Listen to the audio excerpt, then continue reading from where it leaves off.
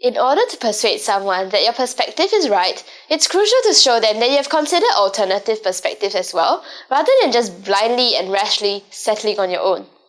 Writing about the alternative points of view introduces balance to the essay, and hence increases its credibility. While the arguments answer the question, why am I right? The counter-arguments answer the two questions. Why might others think I am wrong? And why are others wrong in their own way of thinking?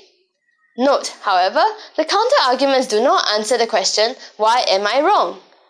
Imagine you at one point in your essay saying, image is everything, and then following on by saying that image isn't everything.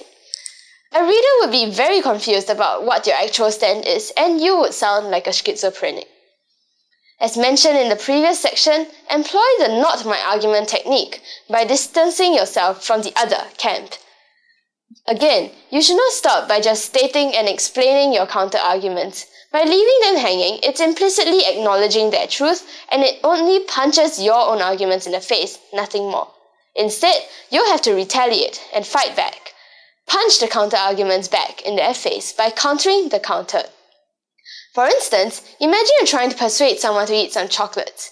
A possible counter-argument that someone might think of is that chocolates are bad for health. And to punch that argument back in the face, think of all the wonderful health benefits that chocolate can give.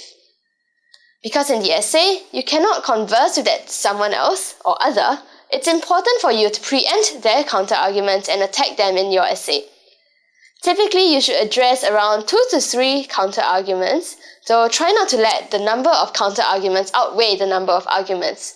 Also, try to address the most substantive counter-arguments, those that pack the most punch.